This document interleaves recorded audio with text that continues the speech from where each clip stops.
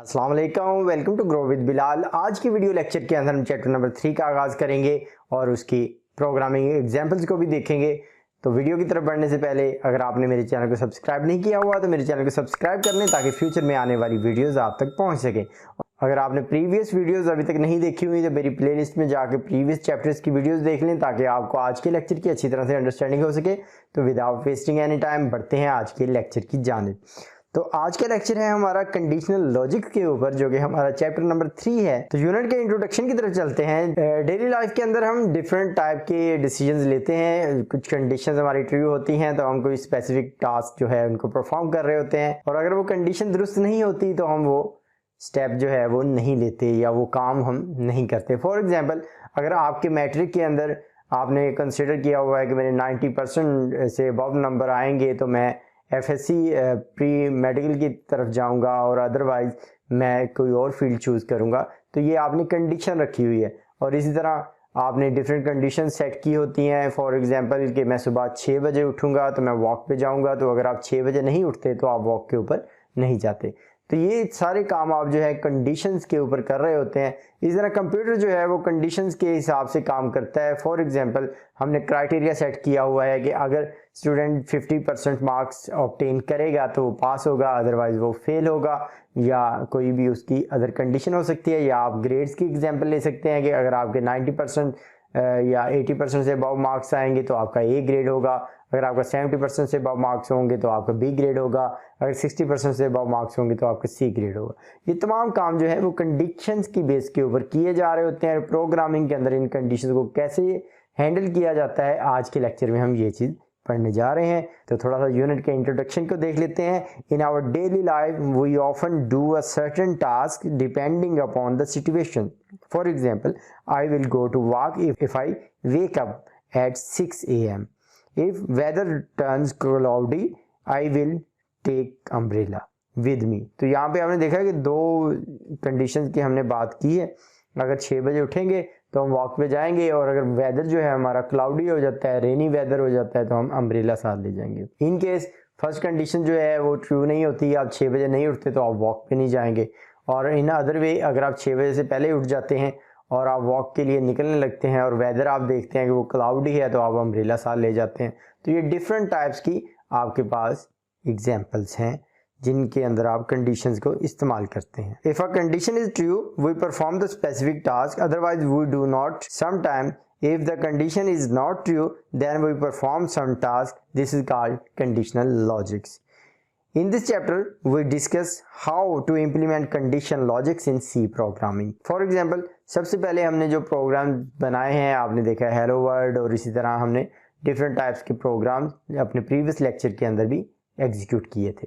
तो वो तमाम के तमाम प्रोग्राम एक सीक्वेंस को फॉलो करते हैं, यानी कि जो स्टेटमेंट पहले लिखी गई है उसके ऊपर पहले अमल किया जाएगा, जो बाद में लिखी जाएगी उसके ऊपर बाद में अमल किया जाएगा। उसके बाद आ जाते हैं सेकंड टाइप की तरफ, जो कि आज हमारा डिस्कशन टॉपिक भी है। वो है सिलेक्शन स्ट्रक्चर या सिलेक्शन कंट्रोल स्टेटमेंट्स, जिसके अंदर एक खास कंडीशन ट्रू होगी तो सेट ऑफ स्टेटमेंट्स रन होंगी या एग्जीक्यूट होंगी, अदरवाइज उन स्टेटमेंट पे अमल नहीं होगा। और उसके बाद third one is repetition control statement, जो कि हमारा नेक्स्ट चैप्टर है। तो फिलहाल हम सिलेक्शन स्टेटमेंट के ऊपर ही रहते हैं। तो बेसिकली सिलेक्शन स्टेटमेंट्स दो तरह की हैं।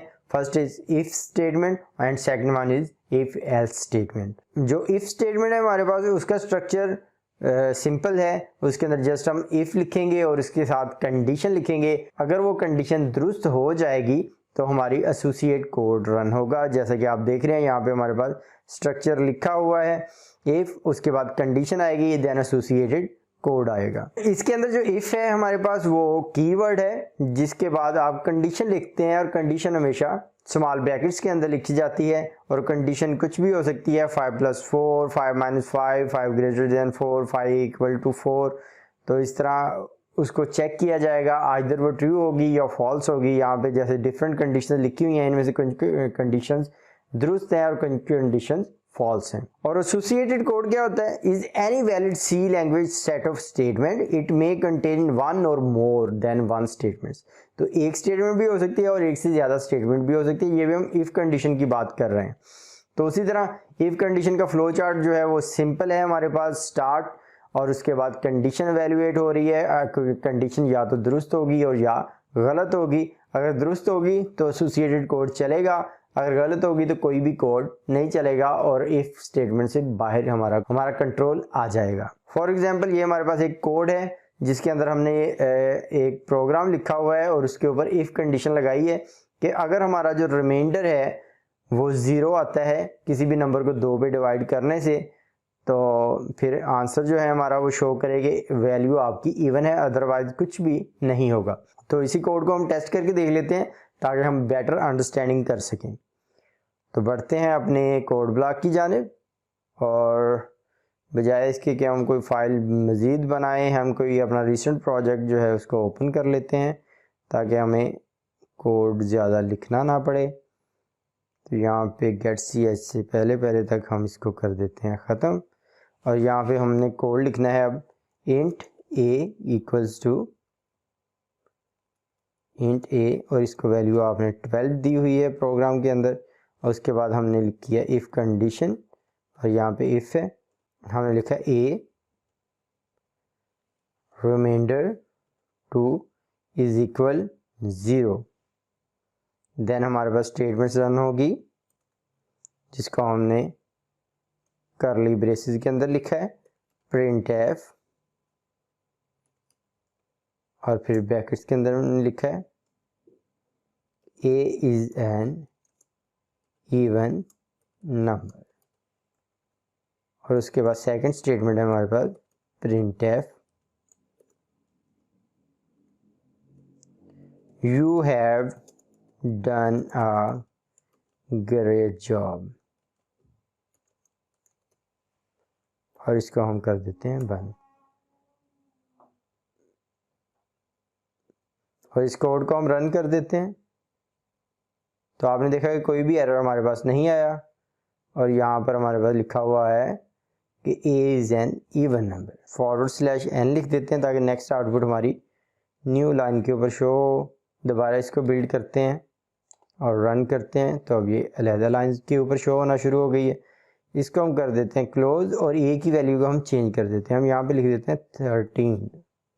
अब 13 हम जानते हैं कि एक ऑड नंबर है। अब कंडीशन हमारी फॉल्स है, दोबारा प्रोग्राम को हमने रन किया है तो आपने देखा कि आउटपुट में कुछ भी नहीं आया हमारे पास, यानी कि जो हमारी स्टेटमेंट्स हैं वो उस वक्त चलेंगी जब कंडीशन हमारी ट्रू होगी, जब कंडीशन फॉल्स होगी तब हमारे पास कुछ भी नहीं होगा। ये हमारा इफ स्ट्रक्चर ऐसे वर्क करता है। प्रोग्राम को हम क्लोज कर देते हैं और दोबारा बुक की तरफ चलते हैं। तो यहाँ पर बुक के अंदर भी ये सेम चीज़ हमें समझाई गई है कि आपने इफ कंडीशन तब इस्तेमाल करनी है जब आपके पास कोई अल्टरनेट आउटपुट ना हो, जब हमने ऐसा करना हो। अब यहाँ भी ये एक प्रोग्राम है जिसको आप रन करके देख लेंगे तो आपको इसकी समझ आ जाएगी। तो इसके बाद एक और स्ट्रक्चर हम देखते हैं हमारा जो कि इफ़ एल्स का स्टेटमेंट का स्ट्रक्चर है। इफ़ एल्स का स्ट्रक्चर इफ़ से कुछ ज़्यादा मुख्तलिफ नहीं है, सिर्फ इसके अंदर एक चीज़ मज़ीद ऐड होगी कि इफ़ के बाद कंडीशन आएगी, कंडीशन के बाद एसोसिएट स्टेटमेंट। यानी कि जैसे अभी हमने प्रोग्राम देखा तो हमारे पास इफ़ के बाद एक कंडीशन थी, वो कंडीशन जब ट्रू होती है तो हमारे पास सेट ऑफ स्टेटमेंट्स रन होती हैं। लेकिन जब वो कंडीशन गलत हो जाती है या रॉन्ग हो जाती है, फॉल्स हो जाती है, जैसे हमने ए की वैल्यू 13 की है तो साथ ही हमारी आउटपुट जो है वो ब्लैंक हो गई है, कुछ भी नहीं शो हुआ। तो हमने क्या करना होता है कि जब हमारे पास ट्रू हो तो एक स्टेटमेंट का सेट जो है वो रन हो, इसी तरह जब फॉल्स हो वो एल्स केस के अंदर रन हो। फॉर एग्जांपल यहाँ पे आप स्ट्रक्चर देख रहे हैं इफ एल्स का कि इफ कंडीशन एसोसिएटेड कोड, यानी कि if condition is true then associated code आ जाएगा। उसके बाद एल्स के पोर्शन जो है वो तब रन होगा अगर कंडीशन हमारी फॉल्स हो जाती है। इसका फ्लो चार्ट हम देख लेते हैं कि स्टार्ट है, उसके बाद इफ कंडीशन एवेल्युएट की जाएगी, देखा जाएगा उसको, आइदर वो ट्रू होगी तो फिर भी कोड कुछ हमारा चलेगा, और इस तरह फॉल्स के साथ हमने जो एसोसिएटेड कोड किया होगा वो तब चलेगा जब कंडीशन हमारी फॉल्स होगी। तो दोनों केसेस के अंदर कुछ कोड्स के ब्लॉक हैं जो कि एग्जीक्यूट होंगे। हालांकि इफ के अंदर क्या होता है, जस्ट इफ के अंदर सिर्फ और सिर्फ तभी कोड हमारा एग्जीक्यूट होता है जब कंडीशन ट्रू होती है, अदरवाइज इफ से रिलेटेड कोड एग्जीक्यूट नहीं होता। फॉर एग्जांपल वही कोड जिसको हमने अभी टेस्ट किया है उसी को हम दोबारा चेक कर लेते हैं। यहाँ पे ये जो स्ट्रक्चर है हमारा ये इफ का है, हम यहाँ पे लिख देते हैं एल्स। अब एल्स लिखा है हमने और एल्स लिखने के बाद हम एंटर का बटन दबाएंगे। दोबारा फिर आप ब्रेसेस लगा लें और यहाँ पे हम लिख देंगे print F A is a odd number.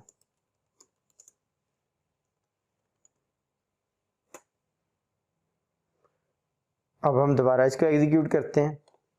अब रन किया हमने। अब क्योंकि ए की वैल्यू 13 थी तो कोड का सेकंड पार्ट रन हुआ है और फर्स्ट पार्ट रन नहीं हुआ। हम यहाँ पे 14 कर देते हैं। तो जैसे ही हम 14 करके इसको एग्जीक्यूट करेंगे तो आपने देखा कि उसका फर्स्ट पार्ट चलेगा। कंडीशन ट्रू होगी तो इफ के बाद आने वाली स्टेटमेंट्स चलेंगी। कंडीशन अगर फॉल्स हो जाती है तो हमारी एल्स वाली स्टेटमेंट्स रन होगी। तो ये बेसिक डिफरेंस है हमारे इफ और एल्स के स्ट्रक्चर के अंदर। उम्मीद करते हैं आपको ये अच्छी तरह समझ आ गया होगा। उसके बाद ये एक एग्जांपल है हमारे पास जिसको आप अपने दौर के ऊपर रन करें कि अगर आपके पास नंबर्स जो हैं वो 80% से अबव होते हैं तो फिर कितना ग्रेड हो। 80% से कम होते हैं 70 से 80 तो बी ग्रेड आए, 60 to 70 तो सी ग्रेड आए, 50 to 60 तो डी ग्रेड आए, बिलो 50 तो एफ ग्रेड आए। तो हम एक प्रोग्रामिंग सेशन भी रखेंगे, उसके अंदर हम इस चीज़ों को कंक्लूड कर लेंगे। उसके बाद नेक्स्ट टॉपिक की तरफ चलते हैं जो कि हमारा नेस्टेड सिलेक्शन स्ट्रक्चर है। नेस्टेड सिलेक्शन स्ट्रक्चर के अंदर क्या होता है कि जैसे इफ़ और एल्स या सिंपल इफ़ एल्स स्ट्रक्चर देख लें या इफ़ स्ट्रक्चर को हम देख लें तो उसके अंदर मज़ीद आप इफ़ एंड एल्स को इंक्लूड कर दें तो हमारे पास जो स्ट्रक्चर बन जाएगा उसको हम नेस्टेड इफ़ एल्स स्ट्रक्चर बोलेंगे। यानी कि एक इफ़, उसके बाद कंडीशन, वो कंडीशन ट्रू होती है, उसके बाद एक और इफ़ हमारा चलेगा, एक और कंडीशन को वैल्यूएट किया जाएगा और उसका भी एल्स पोर्शन हो सकता है या वो एल्स पोर्शन के बगैर हो सकती है। इसी तरह आप एल्स के अंदर भी इफ़ लगा सकते। फॉर एग्जांपल ये हमारे पास एग्जांपल्स यहाँ पे हैं डिफरेंट के पहले इफ़ कंडीशन इज़ ट्रू। अगर कंडीशन हमारे पास ट्रू है तो फिर हमने मज़ीद उसकी स्टेटमेंट्स में सिंपल स्टेटमेंट लिखने की बजाय हमने एक और इफ़ कंडीशन इंट्रोड्यूस करवा दी है। If condition true is true then उसका एसोसिएटेड कोड चले और उसके बाद इसी तरह उसका एल्स पार्ट चलेगा। और इसी तरह हमारे पास इफ़ एल्स का एक कोड था जिसके अंदर हमने मज़ीद इफ़ की कंडीशन लगाई हैं और आप देख रहे हैं कि हमने इफ़ के साथ कंडीशन ट्रू होती है उसके बाद फिर एक इफ़ का कोड लगा दिया और उसके साथ कोई कोड एसोसिएट कर दिया। उसी तरह उसके एल्स पोर्शन में स्टेटमेंट के अंदर हमने इफ़ कंडीशन 3 लिखा है और अगर वो ट्रू होती है तो हम एसोसिएटेड कोड रन करेंगे। तो इसी तरह अगर इफ़ कंडीशन ट्रू है तो उसके बाद हम एसोसिएटेड कोड में इफ़ की कंडीशन लगा सकते हैं, साथ एसोसिएट कर सकते हैं कोड को और उसके बाद एल्स लगा सकते हैं। इसी तरह एल्स के पोर्शन के अंदर भी हम इफ़ की कंडीशन इंट्रोड्यूस करवा सकते हैं। तो इसमें कोई भी दो राय नहीं है कि आप किस जगह के ऊपर इफ़ के अंदर एक और इफ़ को ऐड करेंगे। आप जितनी बार मर्जी चाहें इफ़ के अंदर इफ़ की कंडीशंस को ऐड कर सकते हैं। लेकिन इस बात का आप ख्याल रखें कि जब आपके पास स्टेटमेंट्स एक से ज़्यादा हो जाएं तो ब्रैकेट्स का इस्तेमाल करें, करली ब्रैकेट्स लगाएं और उससे ये होगा कि आपके प्रोग्राम को, आपके कंपाइलर को ये पता चल जाएगा कि यहाँ पर इसकी स्टेटमेंट्स एंड हो रही है और यहाँ पर इसकी स्टेटमेंट्स शुरू हो रही हैं। तो ये था हमारा चैप्टर 3। उम्मीद करते हैं आपने इफ़ को भी समझ लिया होगा, इफ़ एल्स के स्ट्रक्चर को भी समझ लिया होगा और नेस्टेड इफ़ क्या चीज़ है उसको भी आप अच्छी तरह से अंडरस्टैंड कर गए होंगे। इसमें आने वाली जितनी भी प्रोग्रामिंग एग्जाम्पल है उसके लिए मैं एक अलहदा वीडियो बनाऊंगा ताकि आपको अच्छी तरह से अंडरस्टैंडिंग हो सके। तो आज के लेक्चर के लिए इतना ही। मिलते हैं अपने नेक्स्ट लेक्चर में एक नए टॉपिक के साथ। Stay tune with my channel. अल्लाह हाफिज़।